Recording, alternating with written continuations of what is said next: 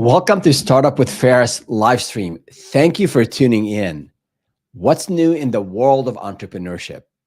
Well, congrats. You've landed that dream client and kicked off the project with a bang. But then, unexpected issues, missed deadlines, and miscommunication turned your dream project into a nightmare. Sound familiar?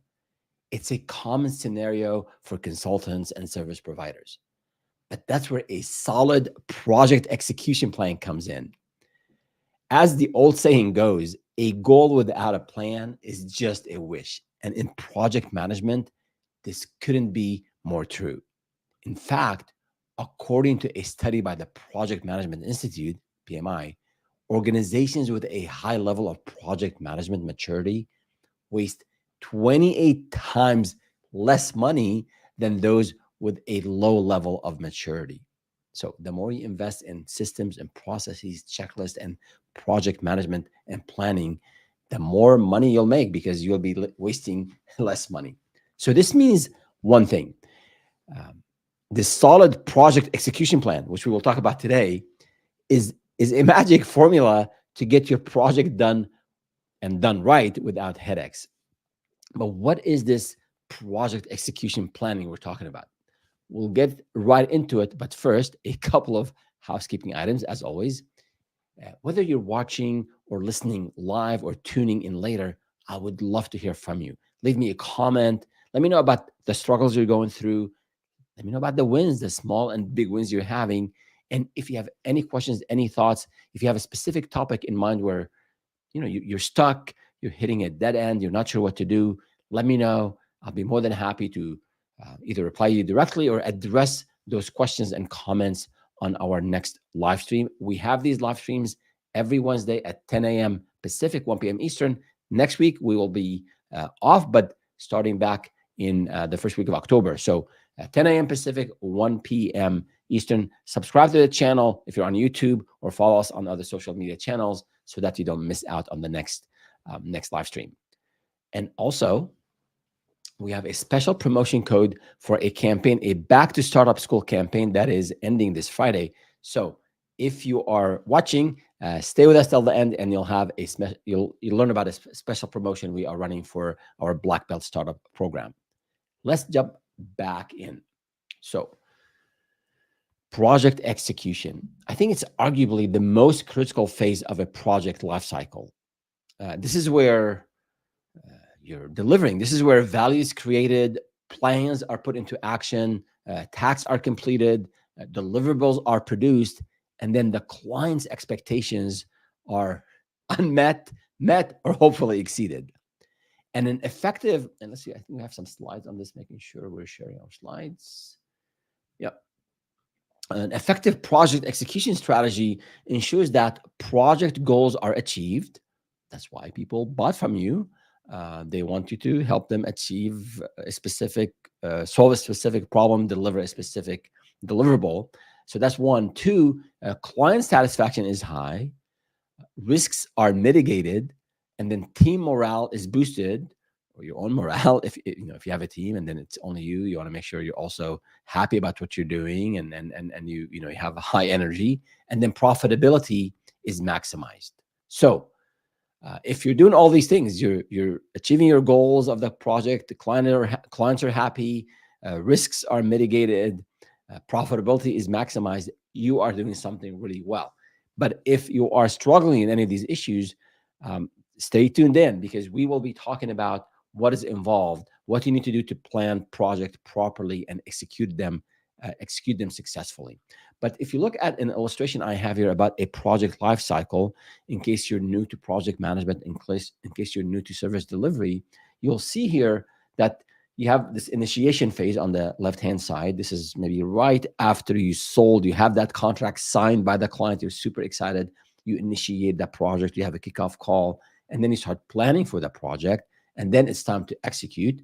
And then with execution, you'll see these key components: managing the resources, delivering the results, turning those plans into actions, and then monitoring, making sure everything is happening as it needs to happen, when it needs to happen, and then you bring this project to closure. So this is a typical life cycle And then what I want to cover today, and what I'm focusing on today, is basically the project execution and the components of it. So let's explore these components, um, and what does it take to have a robust plan in place. But before we do that, let's see if we have any questions.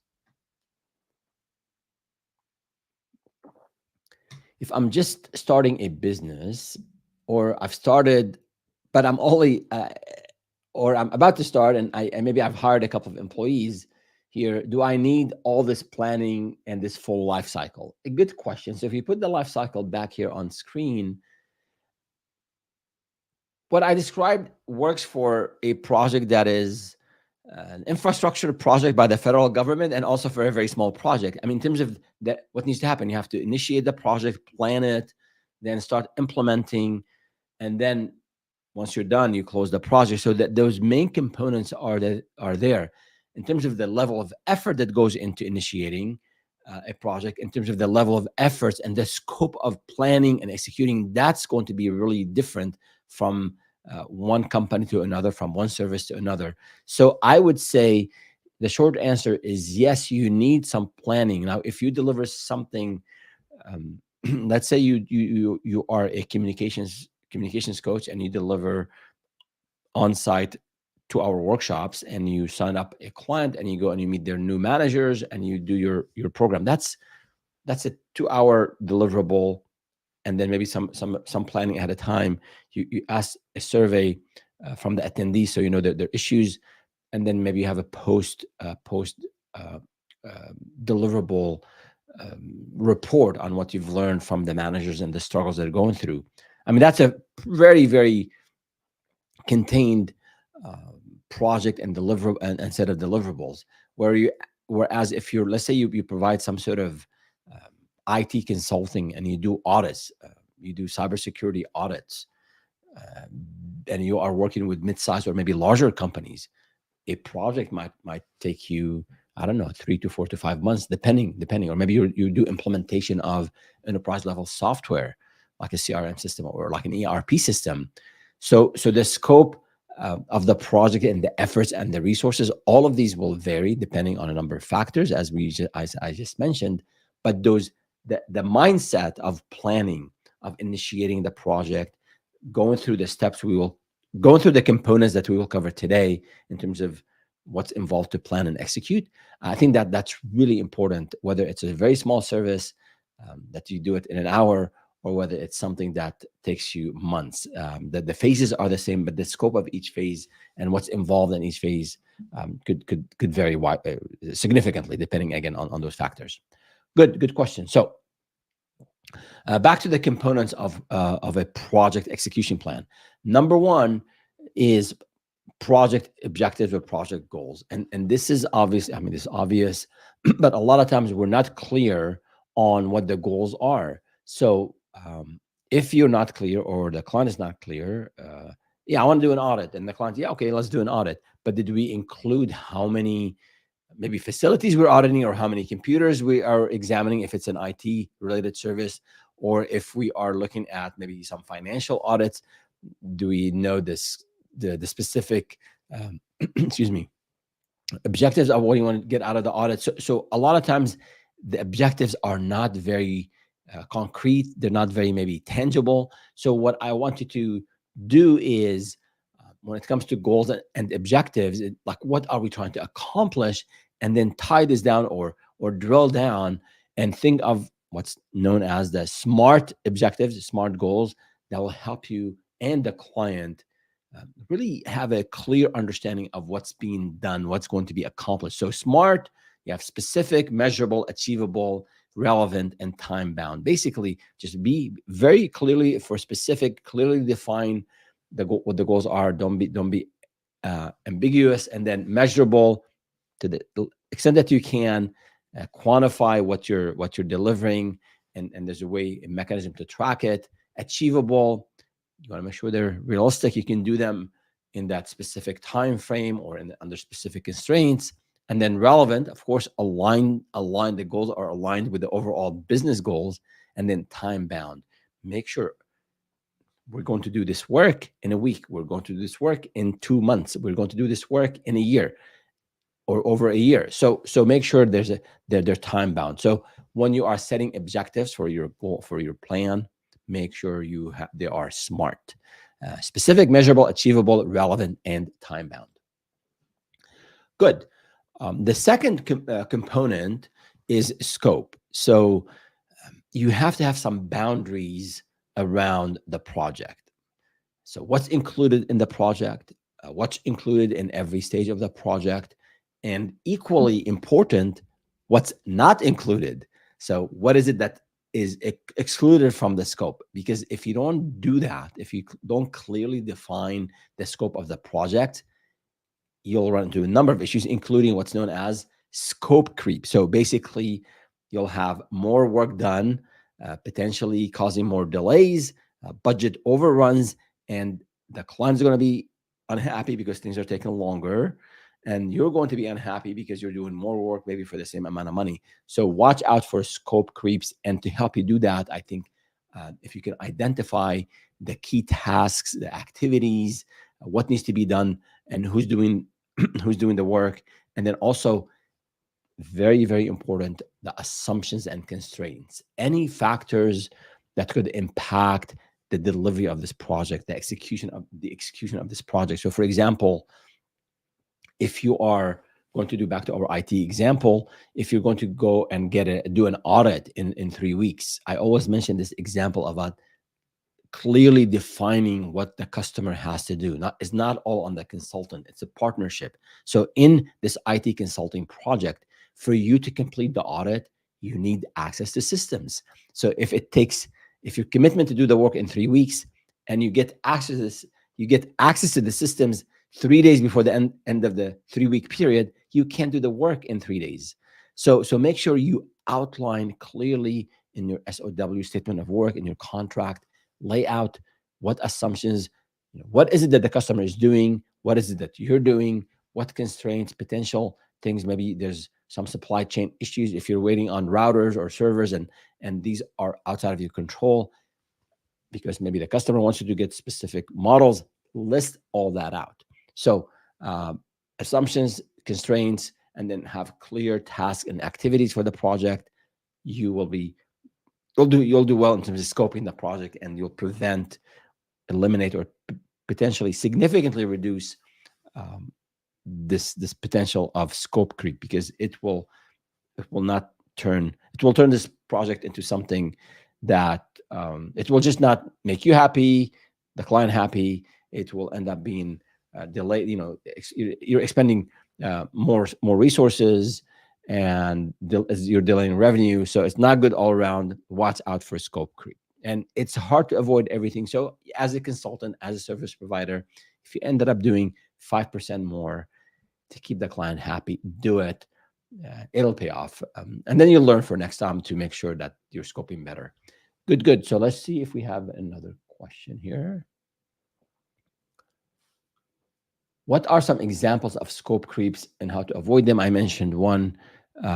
Well, in terms of, I mentioned the dependencies, but in terms of, let's say you're the communications consultant, and you do either I don't know, you train managers, first time managers, on how to communicate effectively with their teams, or maybe how to deal with difficult conversations. So that's what you do. You do on-site workshops. So in your mind, you're going to train maybe 5 to 10 people, and it's going to be an intimate setting. And then you go in there and you have 100 people. I mean, you're still there for 2 hours, but then the whole thing is going to be different. You might have to now to do a survey. If you learned after the fact, after you signed the contract, that they're going to have 50 people instead of 5 or instead of 10, how are you going to collect information to understand the needs of these folks? You might have to now develop a survey, send it out to the client. They send it out to the managers who are attending the workshop. You have to get the information back. You have to review it. Instead of reviewing 5 or 10, you're reviewing answers from 50 people. So that's just a small example. I mean, it happens. Let's say you're a web designer, and you sign up a client who wants you to develop a website, if you don't go over the details of what's included, what's not, you might be thinking of a 5-page website, nice design, and you're producing you're developing the site. You put the site in a staging area. You give the keys to the client, and they have to add the images, add maybe the content. If they're expecting that you're doing the content, that's another scope creep, because it wasn't defined in the proposal who's doing what. The client doesn't know that there's a designer and there's a copywriter and there's a search engine optimization work. So be very clear in terms of scopes. This way, you're clear on what you're doing. The client is clear on what they're getting, and we avoid issues where we have to spend more resources and delay things. Good question. All right, moving on. The third item under the key components of a project execution plan, again, deliverables. So this is where you are discussing or writing down the tangible outcomes of the project. So I'll give you some examples. Let's say you are in the consulting business, let's say you produce a report and you present these reports and you highlight insights from the data that you are reporting on, and you make recommendations. So if that's what you do for a living, an example of a deliverable, it could be, let's say you have a retail client, they struggle with declining sales, and then you conduct a thorough market analysis. You examine their maybe web presence, their app, what have you, and then you identify external trends and maybe customer preferences that are impacting sales. So that would be the setting, and then your deliverable, a visually engaging presentation that not only highlights the challenges, but also presents actionable recommendations, for the clients to boost their sales. So your deliverable maybe could be that you implement those recommendations. So again, be very clear on what you're doing and what is it that you're not doing. So you can say, in this package, I'm doing the analysis, I'll make recommendations, and that's the end of the project. That's the deliverable. Implementing the recommendations would be a phase 2, would be another contract. Another example, let's say you offer training programs. So you're helping clients upskill their teams with whatever area that you specialize in. Let's say you're in you have a client as a financial institution, and they are looking to help upskill their employees in data analytics. So you design and deliver training programs. You help staff members learn about analysis methodologies and how to leverage data to make better decisions, right? What is a deliverable? It could be, again, a series of engaging workshops, maybe some hands-on exercises, maybe there's a demo of a software that people can use to see how they can make, how they do the analysis sort of hands-on. And then this way, the team, the people you're training, they get hands-on experience with the tool that's used for analysis, and then that's the end of your engagement. So again, watch out for, this is the deliverable. You're doing workshops and you're doing hands-on exercises. It doesn't include any one-off training one-on-one with the different people. It doesn't include doing actual analysis on clients' data. This is only, you're using a software for demo purposes. So again, make sure that deliverables are clear to you and to the client. And again, so many other examples. Again, HR consulting, IT consulting. If you are a service provider and you do home decor, like all of that, be very specific. How many rooms in the house? Like, let me know about like the layout of the place. You have 3 stories, 1 story. So ask a lot of information ahead, and hopefully in the sales process, you've gathered a lot of information about the client. And then when you turn in a proposal, a statement of work, you've defined the objectives, you've defined the deliverables, the scope is, what's included, what's not is well defined. And then you can go on and execute. Now, moving on to the 4th component, and that is the timeline. So the timeline in your project plan is like a calendar for your project. It shows when things will start and finish, and excuse me, and helps everyone know what to do and when to do it. So especially when you have dependencies, I can't do my job till this other person finishes theirs. So the project, the timeline should include key milestones, and think of milestones are big moments, that we're showing, we're making progress. Because depending on the service, but if a service takes, a couple months to implement, you're not going to sign the contract, meet with the client, do a kickoff, gather the information, and then disappear and come back in 2 months. Most clients won't like this. So you have to show, I think, some progress, and you have to set up some maybe micro or smaller milestones leading up to the major deliverable, right? So think of those. I think the more concrete, tangible these milestones are, the better. And in this timeline, you list these milestones, and then you list the order, you list the dependencies. This way, we know if someone that you rely on or you depend on, they're not ready with their piece, then the other things will be impacted. So maybe then you can mitigate the issues that might arise from delays. So you can have, again, what would be milestones to keep on a timeline. And sometimes some clients would ask you to include these milestones in the proposal. So make sure when you submit a proposal, a contract, and if you have specific milestones in there, make sure that when it comes to delivering the service, you deliver according to what you committed. And if you lay out the dependencies, I think you'll be clear from getting into issues where you can't do your work because of others. But excuse me, example of some of these milestones include a kickoff meeting. That is, we will kick off 1 week after signing the contract. We will say clients needs gathering session, the intake session. So let's say that's 1 week after the kickoff. And then you can say, we'll produce a draft report 3 weeks after the meeting, and then we'll produce the final report in a month and a half or in 6 weeks. So again, depending on your service, depending on the complexity of the service, depending on a number of other factors, my recommendation is to make sure that timeline is well defined. It might be sort of at a high level in the sales process because you don't know all the information, but right after the contract is signed, when you kick off the meeting, you gather more information, then come back to the client with a more detailed timeline. And I think part of this is a pro tip here is that set those expectations. Say, based on what we know today in the sales process, we're estimating 3 weeks. Once we have the kickoff meeting, we'll give you a more refined schedule. And most people are reasonable, and they know if you came back to them and say, you know what, you're going to be traveling for a week, so we really can't have the kickoff meeting for another week. So that's just going to delay the final deliverable.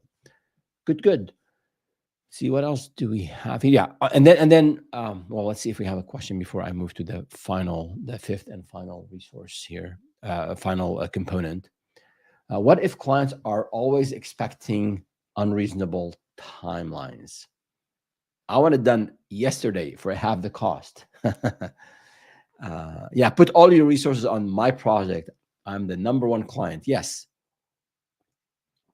you'll run into this. Not every client is like that, but I would say always, as a consultant, as a service provider, as a business owner, follow what Jim Collins said. I think it was in his Good to Great book. He said, when as a leader, when things go well, look outside, give the credit to others, or maybe luck, the universe, it helped you.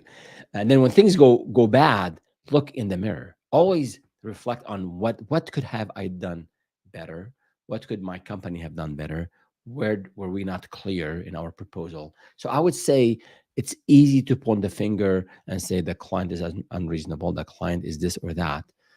So always examine like what led to this situation. But if the client is consistently unreasonable, you have to address it, head on. So I would make very clear, like, okay, they were unreasonable about one deliverable. Okay, we took care of it. We got it. Now we have other deliverables. So I would be very clear about the objectives, about the timeline, about the resources, what we want them to do, the client, and get them to get their buy-in on this and do it in writing after you meet with them. send them an email, say, here's what we discussed for our reference, here's what we have ahead of us, and maybe send them a weekly update on the progress of the project. So that, I think that usually solves the issue. I mean, we all communicate, and I have a point on communication here before we wrap up today. But things happen. People, we hear differently. There's a message, and there's a sender, there's a receiver, and things sometimes over email or on a quick phone call or maybe on a Slack message, we might miss what the other person meant. I want this done tomorrow. Okay, good. Like, what is this? I can do something tomorrow, but in your mind, I'm launching your website. In my mind, I'm just doing this landing page, not the whole website. So I think be very clear on in your communication. And last week's live stream was on communication. So if you haven't had the time to check out this live stream, go ahead and check it out, and on the effective communication in project management and in delivery. So I think if you're having this issue where the client is always unreasonable and they're just creating a whole lot of negative energy, I would say at one point, if you tried your best and you've done everything, I think you have to sit down with them, and not maybe in the heat of the moment or when there's an issue, but set up a monthly project review, especially if it's an ongoing relationship and there's good revenue from this. Like, sit down with them and say, like, we want to help you, we want to be there for you. This is what we're always running into these issues. How can we address it? So I think that open line of communication, not again in the heat of the moment, but so you might have also to escalate again, depending. This is, you have to be very careful how you escalate with the client. You don't want to step on people's toes, but at one point you really have to stand up for yourself, for your team, for your company, after you've done everything you can. And later, early on, if you're just starting, I would say bite the bullet, bend over backward, get the revenue, get the happy client, get the logo, get the reference, all of that. Doesn't matter. Later, you can't be in that mode though forever. You'll run out of business, and you'll just you'll be busy with these unhealthy clients. But later, as you are more established, you'll have options. You can tell a client, thank you, thanks, but no thanks. We appreciate you. We appreciate what you've done, but this is just too much on me, on my team. I can't handle it. We'll help you find another provider. But early on, bite the bullet, be there for the client, learn from those mistakes, and set up the next proposals, the next set of templates and proposals and statements of work to protect you from some of the issues that are coming up with this one client. Hope this helps. Right. So the last component here, the fifth component, is resources. So we talked about objectives, we talked about scope, we talked about deliverables, we talked about timeline. Now resources. So this is where you identify the people, the equipment, the materials, like everything that is required to deliver, to execute on this project. So if you don't do that, if you're just by yourself, understandable, you don't need a whole lot of planning in this category, but you might be relying on contractors, on consultants, on vendors. So make sure you identify first personnel, who will be doing what.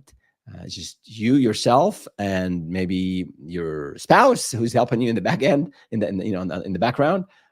Maybe you are going to have a couple of folks on Upwork that you've signed up with, and maybe you have someone else as a contractor helping you. So making sure you identify all the resources you need to get the project done. If you are building a website for a client, so you'll have a web designer, you need to have a copywriter, a content writer, you need a technical person who will do some of the development work. And depending on the scope of the project, you need to have maybe some project management, especially if it's a larger project, like let's say an large e-commerce implementation. So that's on personnel. Second, equipment. Depending again on the type of service that you use, there might be some tool or some technology you need. It might be some actual equipment.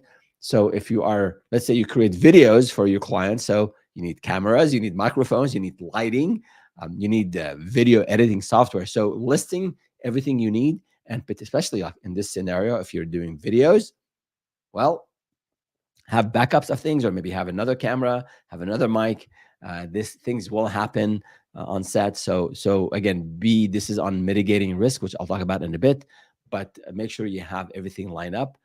and ready for the execution on that project. And then if you, let's say you rent equipment, so make sure again you plan all of that ahead of time to avoid just to avoid running into issues when it comes down to delivering the work. The third component here, materials. So think of, if you're, let's say you're organizing a conference for a client, you're a event coordinator, that's your business. So you need to, of course, have venue options, which venue you'll rent. You have to take care of catering, printed materials, promotional items, and everything that has to do with the event. So have a list, and over time, as you do this, the first time around, jot down a list of things that you needed, and then this will be your checklist for the next client, right? So always depend on systems, on processes, on checklists, because you want to grow the business. If you want to grow the business, you have to set up systems. So materials are going to be really important. And then last but not least, budget. So you want to keep track of the money you have to spend on this project. So the cost of things, we discussed materials, equipment, what have you, but then also salaries. If you have contractors, you're paying contractors, equipment rental, travel expenses, and then things that could come up last minute. So make sure you have a budget for each project so that you can end up delivering the project, making the client happy, and then having a profit. Maximizing profit is one of the things we talked about earlier. So these are the resources: people, time, budget, and equipment. Basically, they're the basics of any project. And the last thing here I want to cover before we wrap up is a couple of important points. One, to do with project delivery, with implementing the service that you sold. One is on risk management. I mean, things will happen no matter how much you plan, no matter how great of a planner you are, and you have everything, all your ducks in a row. But there always some degree of uncertainty, and something will go wrong, even if you do everything we said. And we have one of those principles, like the 5 P's: prior preparation prevents poor performance. That's really important. But even with that, some things could go wrong. It could be something on your end. One of your team members, you're sick, or you get sick, or maybe one of your team members, they get sick, or maybe it's something outside of your control. There's a big change in the sort of supply chain, or maybe there is a shortage of certain equipment or some material that you need for the service, or sometimes bigger things happen, market trends. So things will happen, and from a risk mitigation perspective, I think the larger network of people that and you trust, and they also trust, the larger the network that you have and people you can lean on at difficult times, the better equipped you will be to react to unforeseen issues. So contractors, vendor suppliers, subject matter experts, advisors, people you can tap into. The more you know of these people and the more relationships you have, I think the better. And remember, it's not a one-way street. So always be ready to help others. Always be there. When someone is going through some tough times, ask them if you can be of help, and offer your help to the extent that you can. I know you are a busy entrepreneur and you have your own challenges, but be generous with your time, with your thought, with your help. And then the universe works in amazing ways. Good things will come back your way. It never fails. So that's one thing. Do as much as planning as you can. Know that there'll be some unforeseen issues, some challenges, and then be ready to react when unforeseen things happen.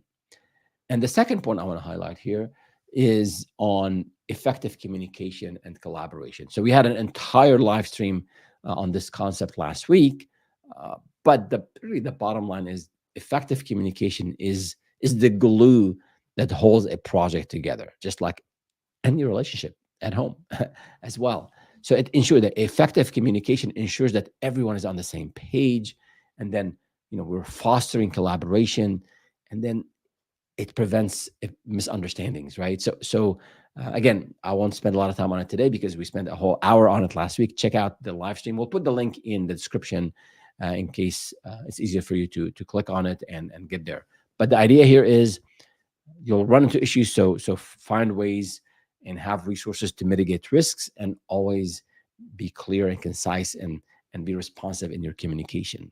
So that is it for today.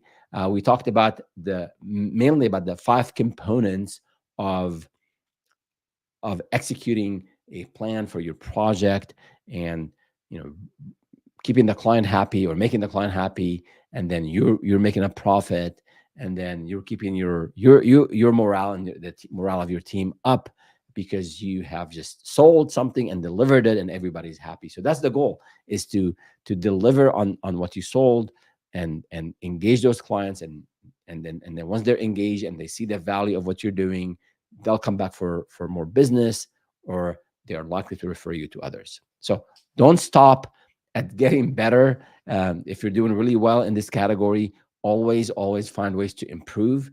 You can improve your, maybe the time to deliver. You can improve be more efficient in the resources that you apply to a project, and always ask for feedback. Get feedback from your team. Get feedback from your suppliers. Get feedback from your clients, and then incorporate that feedback into your own processes after every project. So that is it for today. Thank you so much for being with us. Couple of things here. One is, if you are liking what you are hearing, go to YouTube, and subscribe to the channel. Leave us a comment. Share this content, and then hit the like button. Or if you're on Instagram, or you're on LinkedIn or Facebook, appreciate a like. Smack that like button, and let us know again if you have any questions. And then on the Black Belt Startup Program, we do have this Back to Startup School campaign running, ending Friday, September 20th. So we want you to master the skills of turning your idea into a business. And if you've already started a business, we want to help you grow that business to 7 and 8 figures. So sign up at blackbeltstartup.com. We do have $100 off on full membership. We do have a free course, so check out the free course, and then if you like that content and you want to grow and scale the business to 7 and 8 figures, use that promo code. And it is in that program, we also bring in martial arts principles and how they apply to business, given my background in Aikido. And there's just a lot of parallels in martial arts, the discipline, the deliberate practice, the learning, the mindset. So do check out the free course there. And if you go with the full membership, 30-day money back guarantee. It's a month-to-month, no yearly commitment. So would love to have you check it out, and let us know if you have any questions. And between now and next time, wish you the best of luck. Again, we don't have a live stream next week.